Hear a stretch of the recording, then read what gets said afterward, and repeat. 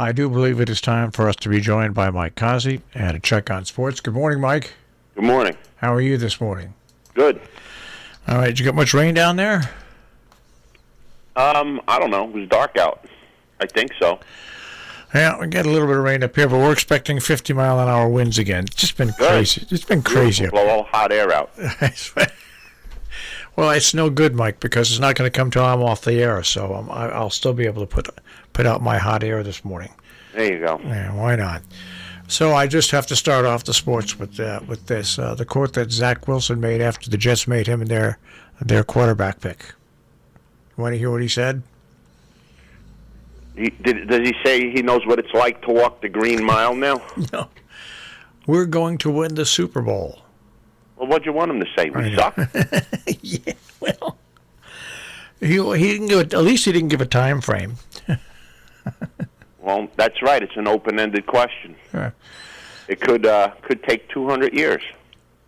Well, anyway, so that's the first thing I saw when I. He said, "We're going to win a Super Bowl, not I'm going to win a Super Bowl." So, there you go. Well, that's actually you're right. You're right. That's actually good. So you know the team will long be in existence after he's worm meal. So they still might win. All right, and what else? Okay, so we'll just leave that by and by. So I want to go to the National Hockey League. The Islanders, the Rangers, who've been playing well of late, had a chance to prove something last night, and they proved it. They're not going to win the. They're not going to make the playoffs. Yeah, they lost to the Islanders 4-0. Oh, goodness gracious! The Devils beat the Flyers, and the Bruins over the Sabres. So they're about 4 points out of the playoff race. Who? The Rangers? I don't know. I didn't look recently. Probably. I think last I looked, it was something like that. And the team they have to get ahead of is Boston, and Boston won and they lost. So they picked up 2 points. Yeah. So they picked up 2 points. And they don't have many games to go. The Rangers aren't going to make the playoffs. Yeah, I don't think so. The Nets over the Pacers. They clinched first place in their division, 130 to 113. The Knicks did not play yesterday. The Celtics take on the Spurs tonight. And the Knicks, believe it or not, don't play. This is the wacky thing about the NBA. The Knicks now don't play until Sunday, I think. Let's see, not even on Sunday. Gosh. They don't play till Monday at 9 o'clock. In the morning? In the evening. That's that's almost like 4 days off. Well, it's the NBA. It's crazy. It's crazy. Well, anyway. So the Orioles tied the series with the Yankees. They beat them in extra innings, 4-3 last night. Whenever the Yankees were decent, the Orioles were always 0 for the season against the Yankees. Not this year. That says it all about the Yankees this year. The Red Sox fell to the Texas Rangers. And, Mike, when you were talking about DeGrom the other day, all the I was watching the Major League Baseball Network, and this is after you said this, okay? This is after you talked about DeGrom. I was watching the Major League Network, and they looked at a couple of the national sports wires, and all the sports writers and most of the people were saying the same thing you were saying, that this thing with DeGrom and the Mets is now so ingrained that the only way he's going to get away from that is to get away from the Mets. It's not a thing that popped up over the past year or so. It's been that way since whenever he's pitched for the Mets. See, we're the little station that knows everything. We're groundbreakers on stuff. We say stuff before the lamestream media comes out and says it. Of course, the guy's got to leave. I mean, anybody you speak to who is a Met fan, oh, no, they'll pay him. It's not about the money. It's about winning a championship. The guy's going to go down in baseball history as one of the better pitchers in baseball who never won a championship. That's worse than saying you're one of the better pitchers in baseball. He's going to leave. He's definitely going to leave, and there's nothing the Mets can do about it. And when I was amazed when I looked at his career stats. They are simply phenomenal. They really are. Oh, his numbers are good. His numbers are great. I mean, walks versus strikeouts, hits per innings pitched, ERA. All the numbers are great except one. wins and losses. Yeah. It's not there, and it's because it's the Mets. And the Mets, in all the games he's pitched, The Mets scored no runs. the average scoring of runs for the Mets in the games he's pitched in all his career with the Mets is. Let me guess. I'd say it's around somewhere 2.5, 2.25. It's just it's in between 1 and just a little bit under 2. Yep. Wow. Yeah. That's pitiful. Yeah. That's pitiful. Oh gosh. Yeah, it's amazing when you think about it. And you're right.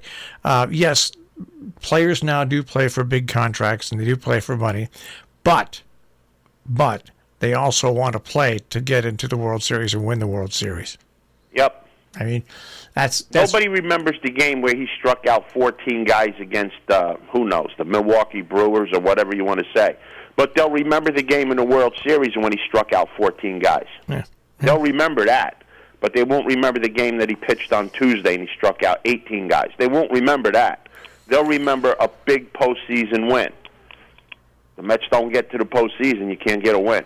Yeah, pretty amazing. It's just an amazing thing to look at. Yep, it's an anomaly. Yeah, yeah. And he's got to leave. He's got to leave for his own good. And like I said, it's not. This isn't something that started in a year or two thing. This is through his entire career with the Mets. If you have a snake bit year, this guy's got a snake bit career. Yeah, amazing. All right. So what else? Races. Let's go, man. Stop ducking it. Okay. Go on, Mike. All right. Churchill Downs today, couple races. The 10th race is the Turf Sprint, 5.5 furlongs. Look for the 8-horse Fast Boat to put on some late moves here. Coming off two real good works at Churchill Downs. 7-2 morning line. I expect this horse to win and pay somewhere around $9-10. Two horses to use with him in the exacta. One is the 10 Sombaye, trained by Peter Miller, coming from the left coast. This horse has some speed, not tremendous speed, but Flavian Pratt takes them out. Never been worse than second with Flavian Pratt. So use the 10 and the 11, Brian Lynch's horse, Caratari. This horse is 0 for Churchill with 4 starts, but hit the board twice. But he's been on the board 11 out of 14 times at this distance with 5 wins, so a must-use there. So the 8 with the 10 and 11 in the 10th at Churchill today. The next race, which goes off at 5:51 tonight's the Kentucky Oaks. A full field of 14 so far still lined up for this race, but to me it's a 2-horse race. The 3 Clarier has been running very well at Fairgrounds this winter. Last fall ran 2 big races at Churchill Downs, so you know the horse likes the course. This daughter of Curlin and out of a Bernardini mare, the 1.125 will be no problem for this horse. This horse can win the race, but the 10 Malthot, who is just 4 for 4 lifetime, another Curlin by an AP Indy mare, this horse is just a freak. She could really open up some eyes today. I thought this horse was cross-entered for the Derby. That's how good she is. But she's showing up today in the Oaks, and I think Malthot gets the job done. So just 2 horses I'm using out of the 14. That's the 3 Clarier and the 10 Malthot in the Kentucky Oaks today. Tomorrow's Derby Day. A lot of nice races, but again, you have to look at the horses because in the stakes races, there's no Lasix allowed, and these horses have been running on Lasix.